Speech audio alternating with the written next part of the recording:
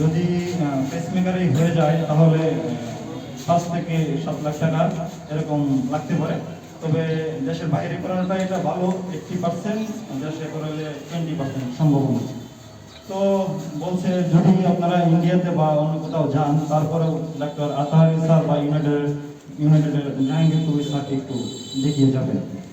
তো আমি ওই মোতাবেক ডক্টর জাহাঙ্গীর কবির স্যারের সিরিয়াল দিয়ে ঈদের পরে 7 তারিখ এদিকে আমি টাকা পয়সা, যেহেতু আমার ফ্যামিলিতে সমস্যা, আমার অবস্থা, আমার বাবার অবস্থা তেমন ভালো নয়, তাই আমি আমাদের পূর্বতলার সুপরিচিত একটা গণমাধ্যম পূর্বতলা হেল্পলাইন, সেখানে আমি একটা পোস্ট করি যাতে আমাকে সকলে আর্থিকভাবে সাহায্য করে আমার ভাইয়ের সুস্থতা আমি করে আনতে পারি। তো পোস্ট দেওয়ার পরে আমি মোটামুটি ভালোই সাড়া পাচ্ছিলাম। সবাই আমাকে বলছিল যে হ্যাঁ, লিমন তো আমাদেরও ছোট ভাই, আমাদেরও বন্ধু, আমাদের কাছের খুবই ভালো ছেলে, তো আমরা সবাই তার জন্য দোয়া করি এবং আমরা যে যতটুকু পারি সাধ্য মতো চেষ্টা করব। তো আমি 7 তারিখ স্যারের সিরিয়াল দেওয়ার পরে, পোস্ট দেওয়ার পরে আমাদের সোহেল ভাই, সোহেল সাহেব, যে উনি বাইরে আসেন, ওনার মা এলাকায় হসপিটালে ভর্তি ছিল, ওনার মেয়েরও চিকিৎসা চলছিল থাইল্যান্ডে। ওনার মেয়েরও হয়তো বা পেসমেকার বসানো হয়েছে, কোনো ওনার মেয়েরও হার্টের সমস্যা ছিল। তো ওনার ভিডিও দেখার পরে সবাই আমাকে বলতেছে যে যেহেতু সোহেল ভাই দায়িত্ব নিয়েছে, আমরাও মানে পোস্ট দিয়ে বলে দিয়েছি যে আর কেউ টাকা পাঠায় না, তো আমাদের দায়িত্ব মোটামুটি সোহেল ভাই নিয়েছেন, ইনশাল্লাহ উনি করবেন। তো ওইটার পরে 7 তারিখ আসার আগেই সোহেল ভাই আমাকে এবারকে হাসপাতালে ডাকেন, ঈদের আগেই ডাকেন যে তার মাকে দেখে আসতে এবং আমার ভাইয়ের অবস্থা জানতে।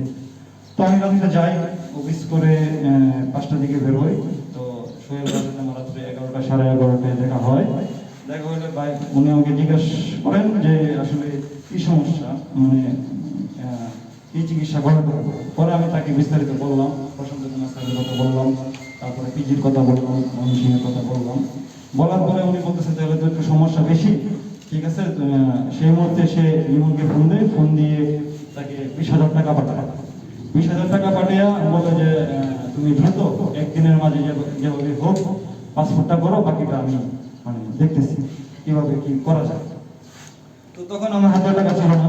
তো আমি যখন তার সাথে কথা বলে বেরিয়ে যাই, তখন সে বলতেছে তোমার কাছে কি টাকা আছে? আমি বলছি না ভাই, আমার কাছে তেমন বড় টাকা নেই। তখন সে আমাকে তার পকেট থেকে বের করে আরো 1,000 টাকা দেয়। সেই টাকা নিয়ে আমি বাসায় চলে আসি।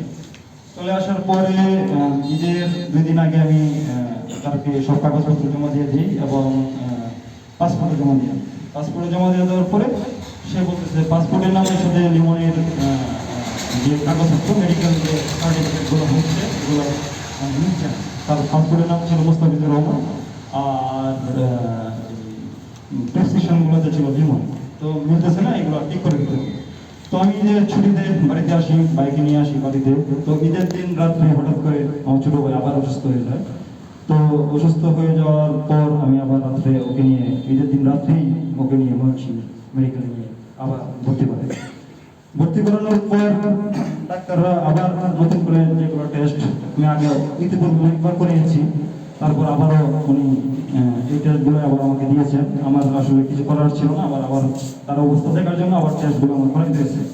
আমি করিয়েছি টেস্টগুলো করানোর পরে ওনারা দেখছেন যে পেটে আবার ফুসফুসে এবং পেটে প্রচুর পানি জমছে, হাড়েও রক্তকরণ বা রক্ত জমাট পড়ার মতো অবস্থা। তো তারা চিকিৎসা দেয়, চিকিৎসা দেওয়ার পরে সোহেল ভাইয়ের সাথে আমার কথা হয় নাই। সোহেল ভাই দায়িত্ব দিয়েছিল রাসেল ভাই, আমাদের হাসপাতালের ভিতরে রাসেল ভাইয়ের সাথে যোগাযোগ করে যে কোনো ধরনের সমস্যা হলে তার সাথে আমি যোগাযোগ করতে। তো আমি তার সাথে যোগাযোগ করি, তার সাথে যোগাযোগ করার পরে সে বলতেছে যে যখন আমি ভর্তি করাই, এর আগে একটা কথা বাকি পড়ে গেছে যে লিমনকে 10,000 টাকা সে বিকাশ করেছিল, যে ঈদ বোনাস যেটাকে বলে, যে তুমি কিছু কেনাকাটা করো বা করো। তো আমার কাছে টাকা না থাকার সত্ত্বে ওই 10,000 টাকা আমি ওইখানে নিয়ে যাই চিকিৎসার ক্ষেত্রে। ওই টাকা শেষ হয় এবং আমি আবার আমার ফ্যামিলি, আমার বড় ভাই সবার কাছে টাকা ধার নিয়ে বা নিয়ে সবার সাহায্য সহযোগিতা আমি ওখানে চিকিৎসা করি। তো ময়মনসিংহ থেকে কাগজপত্র আবার মুস্তাফিজুর রহমান নামে সবাই করে ফেলি, যে সব কাগজ ঠিক করে ফেলছি, ঠিক করে আমি তাদেরকে পাঠিয়ে দিই। পাঠিয়ে দেওয়ার পরে বলতেছে যে সমস্যা নেই পিয়াস, তাহলে 7 দিনের মধ্যে ইনশাল্লাহ সব ওকে হয়ে যাবে। তো তাদের 7 দিনের মধ্যে হয়ে যাওয়ার কথা বলে আমি তাদের কাগজপত্র দেওয়ার পরে একদিন ফোন দিই, আরেকদিন ফোন দিই, তারা আসলে ওরকম রেসপন্স করে না। তারা 7 দিন পরে হয়তো আমার সাথে রেসপন্স করবে, এরকম আমি বুঝতে পারি। তো 2-3 দিন ফোন দেওয়ার পরে তারা যখন রেসপন্স করে না, একদিন ফোন দিলে আরেকদিন ফোন দেয়, এরকম করে যখন জীবনের অবস্থা খুবই খারাপ। 7 দিন পরে আমাকে জানায় যে পিয়াস, ওটা তো ঠিক হয়েছে, কিন্তু সমস্যা তো তোমার। তো ভাই আমার কি সমস্যা? বলতেছে যে তোমার তো পাসপোর্ট 3টা, তো 3টা পাসপোর্ট তো লাগবে। তো আমি বলছি ভাই আমি তো 3টা পাসপোর্ট, আমার একটা পাসপোর্ট তো হারিয়ে গেছে, আরেকটা পাসপোর্ট আমি খুঁজে পাচ্ছি না। তো এগুলো ঝুঁকি কপি আমার কাছে আছে, এবং আমার নতুন পাসপোর্ট, আমি নতুন পাসপোর্ট করে দিয়েছিলাম তাকে। তো বলতেছে যে এগুলো দিয়ে তো হবে না। তো আমি তারপরে চেষ্টা করতেছি, লোকের সাথে কথা বলে চেষ্টা করতেছি। তো 7 দিন পরে এই কথা বলার পরে আমি আবার তাদেরকে ট্রাই করতে থাকি যে আসলে অন্য কোনো ব্যবস্থা করা যায় কিনা, বা অন্য কোনো লোককে পাঠানো যায় কিনা, বা অন্য কোনো, কিন্তু তাদেরকে আমি সময় মতো পাচ্ছিলাম না। তো যখনই তাদেরকে আমি পাইলাম, তখন আমাকে বলতেছে যে তোমার 3টা পাসপোর্টের মধ্যে আর আগের পাসপোর্টটা কি তুমি কোনোভাবেই পাবে না? পরে আমি খুব খুঁজে খুঁজে করে ওই পাসপোর্টটা আমি বের করি। তো আমার প্রথম যে পাসপোর্ট, এটা সত্যি সত্যি হয়ে যায়, সেটা আমি পাই নাই। ওইটার জন্য আমি জিডি করছিলাম, জিডি কবিতা আমার কাছে আছে। তো ওইটা দেওয়ার পর আমি বলতেছে ভাই তাহলে আর কোনো সমস্যা নেই, যে ভিসা করবে তার সাথে আমার কথা হয়েছে, ওনার সাথে আমার কথা বলা হয়েছে যে আর কোনো সমস্যা নাই, হয়ে যাবে ইনশাল্লাহ। তাহলে আর 7 দিন লাগবে, 7 দিনের মধ্যে ভিসা আমি করে দেবো। তো এটা বলার পরে তো আমি প্রতিদিনই মানে রাসেল ভাইয়ের সাথে যোগাযোগ করতে চেষ্টা করছি, হয়তো বা আজকে করলে পরের দিন পাইছি, পরের দিন চাইলে পরের দিন পাইছি, এরকম। তো সোহেল ভাইয়ের ফোন দিলে আমি ওরকম ভাবে ফোন দিই নাই। লিমনকে আমি অনেকবার বলছি, লিমন অনেকবারই তাকে ফোন দিচ্ছে, কিন্তু লিমন তাকে ফোন দিয়ে পাই না। পাওয়ার পরে পরে আমাদের কিছুদিন পরে বলতেছে পিয়াস যে পাসপোর্ট তো একটা পাইছে না, তো ওটার জন্য তো টাকা বেশি চাচ্ছে। তো যে টাকা চাচ্ছে এই টাকা দিয়ে তো আসলে ভিসা করা সম্ভব না। তো আমি বললাম যদি না হয়, তো আমার এক বড় ভাইয়ের সাথে আমি পরামর্শ করলাম। তখন সে বললো যদি তুমি না পারো, তুমি যদি না পারো, তাহলে তোমার ছোট ভাই আছে, ঠিক আছে, আকাশ আমার ছোট ভাই আছে, সে আমার সাথে জব করে, তাকে ব্যবস্থা করো। তো আমি তখন ওর উদ্যোগ নিলাম যে আমি যেতে পারবো না, তাহলে আমার ছোট ভাইকে আমি পাঠাই।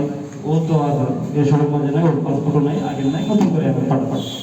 এরপরে দিনে তারা আমাকে বলতেছে যে না পিয়ার সমস্যা নাই, আমরা টাকা পয়সা দিয়ে এটা ম্যানেজ করে ফেলছি, ঠিক আছে, এটা হয়ে যাবে ইনশাল্লাহ, তুমি আমার আরো 7 দিন সময় দাও। তো এভাবে আমি আরো 7 দিন তাকে সময় দিলাম।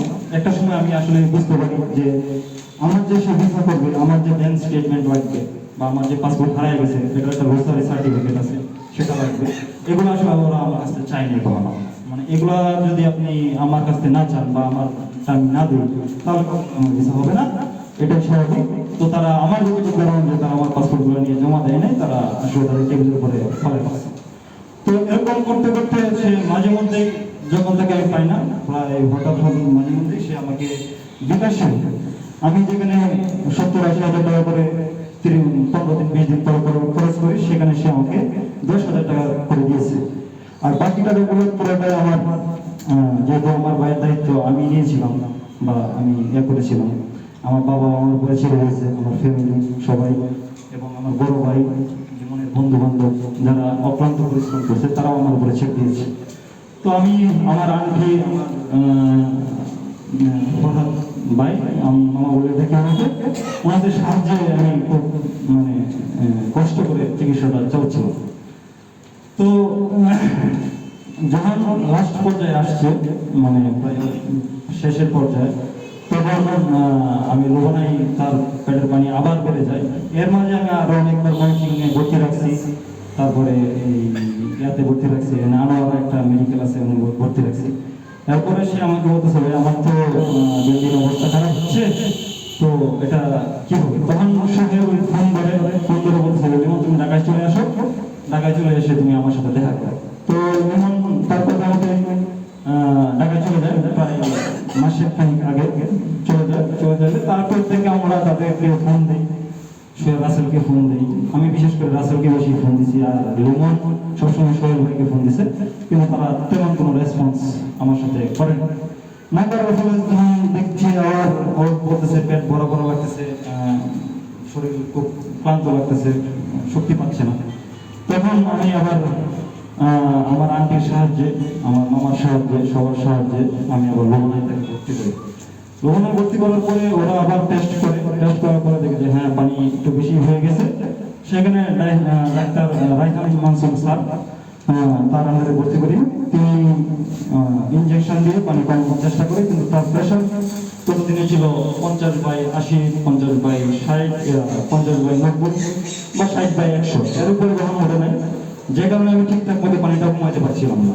পানিটা কমাতে না পারায় তো এরই মধ্যে ফেসবুকে একটা পোস্ট আমাদের এলাকার এক বড় ভাই বা সবাই মিলে দেয়, তারা আলোচনা করে দেয় যে লিওনের চিকিৎসার কি অবস্থা। তো ওই সময় সোহেল সাহেব এই পোস্টটা হয়তো ফলো করছে, দেখছে, দেখার পরে উনি আবার আমাকে ফোন দিছে, উনাকে ফোন দিছে, ফোন দিয়ে বলছে যে তোমরা কোথায় আছো। তো আমি বললাম লোহনায় আছি, লোহনা হসপিটালে আছি, আপনি এখানে আসেন, পরবর্তী তোমরা থাকো হাসপাতালে, আমি রাত্রে আসতেছি। তো উনি রাত্রে আসেন, রাত্রে আসার পরে বলতেছে দেখো কি মানে তোমারটা তো হচ্ছে না। তখন তারা দেশের বাইরের আলাপ টালাপ সব বাদ দিয়ে দিচ্ছে, দিয়ে দিয়ে বলতেছে তোমারটা তো হচ্ছে না, তাহলে তোমরা দেশে কোনো একটা ব্যবস্থা করে দেশে আসলে কোথায় কি করা যায়। পরে আমি বললাম যে আমাকে তো প্রশান্ত কুমার স্যার দুইটা জায়গার নাম বলে দিয়েছেন, ইউনাইটেড হসপিটাল এবং এভারকেয়ার।